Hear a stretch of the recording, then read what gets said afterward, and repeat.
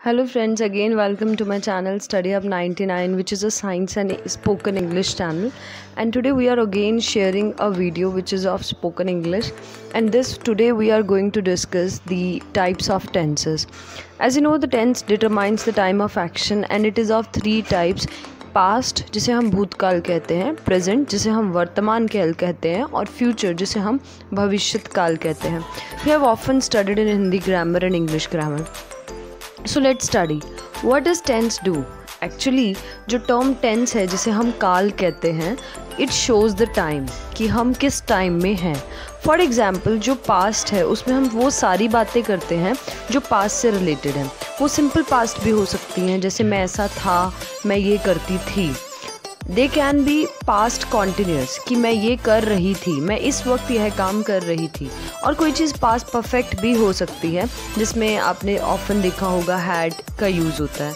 यहाँ पर today we are going to discuss only the simple present tense.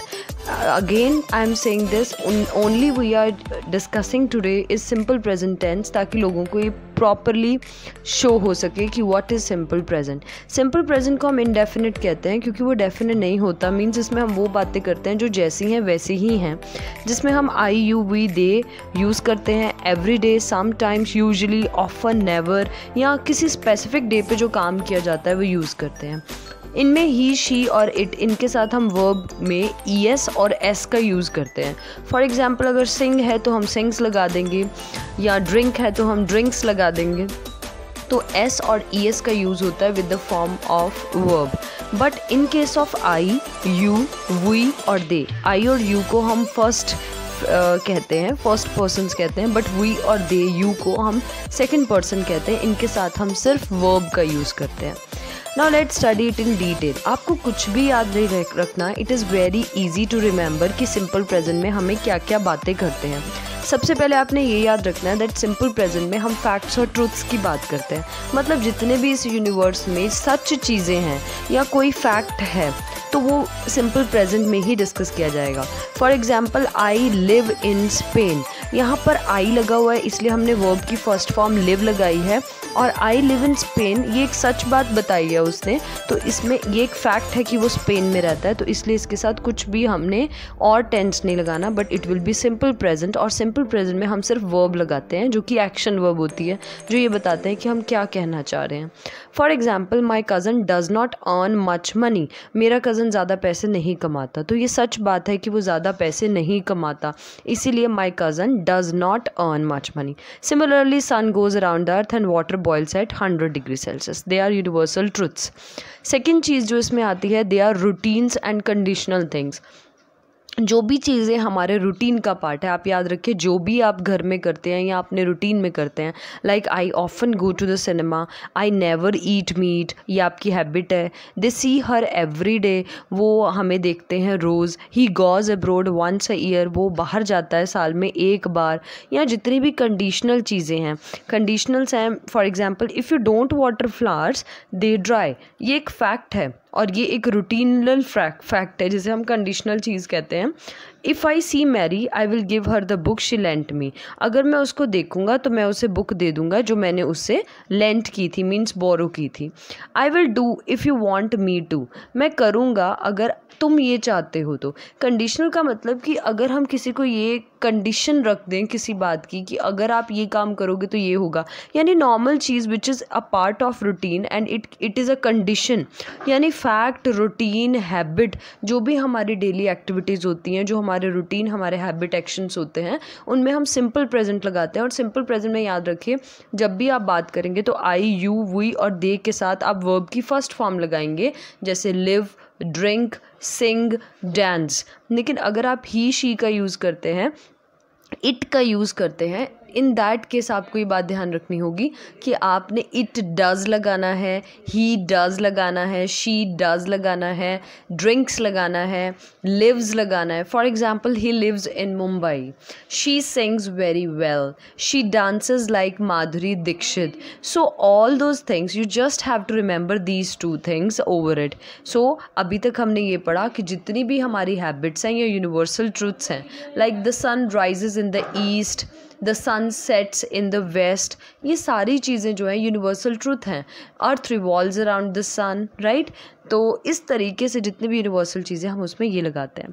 The next important thing is narrate. जब भी आप किसी स्टोरी को नरेट करेंगे, for example there is a part of a narrative story, कोई भी चीज़ आप नरेट कर रहे हैं, जब आप किसी एक्शन को डिस्क्राइब कर रहे हैं taking place one after another एक ही सीरीज़ में, जैसे आई गेट अप, अगर आपसे कोई क्लास में ये पूछ ले कि what you have done today, आज तुमने क्या किया सुबह से लेकर अब तक, तो you will narrate that story in simple present because it is so simple and it is a part of your routine and it is your action.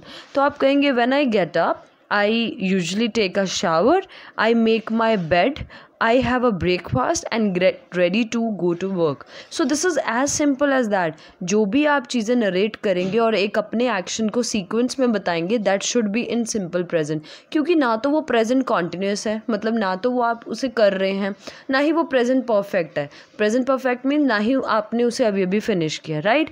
The next thing I have to discuss is adverbs of frequency.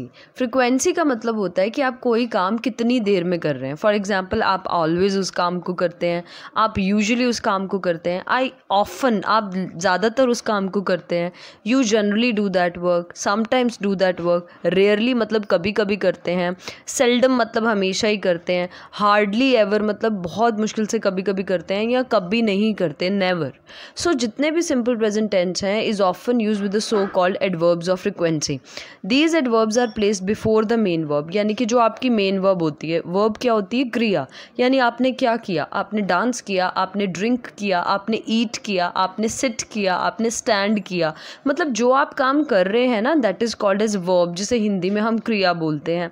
And that जो आपका main verb है उसके साथ जो verb लगता है उसे हम क्या कहेंगे? एडवर्ब्स. यानी जो आपकी वर्ब की क्वालिटी को बताता है कि आप ऑलवेज वो काम करते हैं, एवरी डे करते हैं, वीकली करते हैं, मंथली करते हैं, ईयरली करते हैं, जिसे हम एनुअली भी बोलते हैं, वंस अ वीक करते हैं, ट्वाइस अ वीक करते हैं, 3 times अ डे करते हैं, या 3 times अ मंथ करते हैं, 1 time अ मंथ करते हैं, 1 time अ ईयर करते हैं, या उसे डेली करते हैं. So these are the time expressions which are often use with the simple present tense, जो इस चीज़ की फ्रिक्वेंसी बताता है कि आपका जो वर्ब है, यानी आपका जो काम है. For example, I sing daily, I eat thrice a day, I eat twice a day, I sing at the weekends. Okay, so all these things are the time expressions which should be added to the verb in order to tell the quality कि आप verb यानी जो आप काम कर रहे हैं वो कितना frequently कर रहे हैं.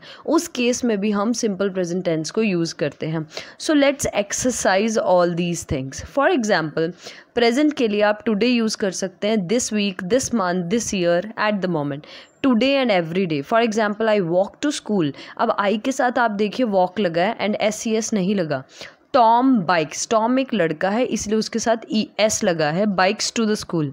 आई dream of being free, I study hard, I buy milk, I read my book. Jim texts his friends, text के साथ S लगा है. Pam kisses her mom, again ES लगा है.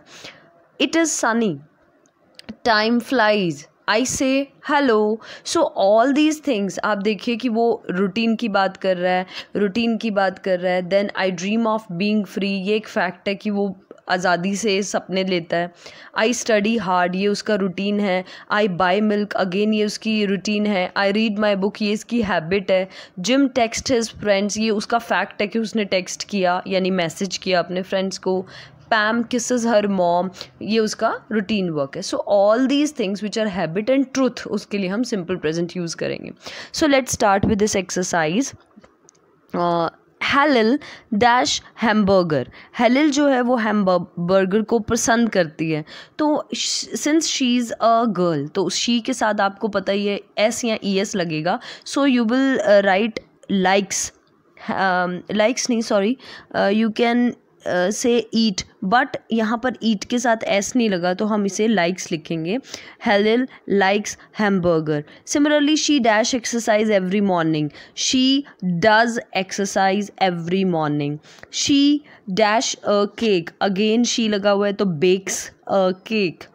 The dog dash long. The dog jumps long. Milk dash $2. Milk costs $2 क्योंकि milk एक thing है और आपको पता है इट के साथ हम एस या ई एस लगाते हैं. So similarly you can practice all this things like I dash at 7 in the morning. I के साथ आपने क्या लगाना है आपको पता है. Similarly Mark dash to school at weekends. So ये सारी चीज़ें फॉर एग्जाम्पल यहाँ पर ऑप्शंस हैं तो you will use E S क्योंकि मार्क एक लड़का ही है और ही के साथ you will use E S. तो Mark goes to school on weekends. John dash TV in the evenings. Again John है लड़का यानी ही शी है तो ही के साथ आप ई एस या एस वाला लगाएंगे तो watches TV in the evening. You dash take photographs in the museum. You must take photographs in the museum or you can take photographs in the museum. Since it is an action तो आप उसके लिए लिख सकते हैं must. Then dash do you go to school.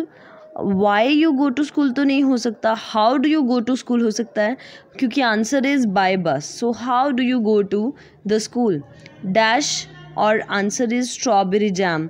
तो आप क्या लिख सकते हैं इसके लिए what do you have for breakfast. तुमने ब्रेकफास्ट में क्या लिया right. So all these things you can practise easily. I have one more thing to discuss.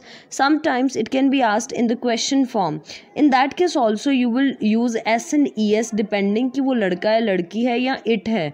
For example number 10 is dash Tony read books in the evening.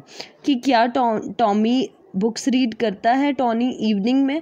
तो Tony is a boy he is he. तो he के साथ आप S या E S वाली चीज़ लगाएंगे.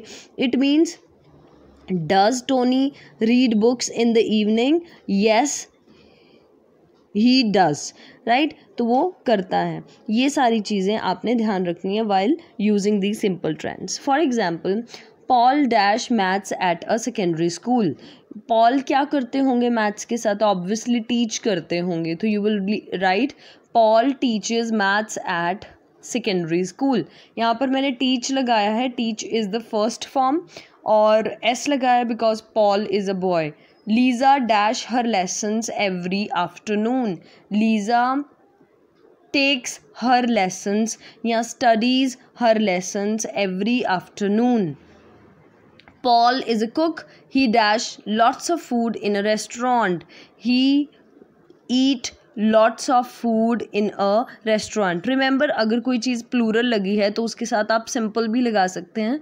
It means कि अगर यहाँ he eat lots of food आएगा तो यहाँ हम he eats lots of food नहीं लिख सकते.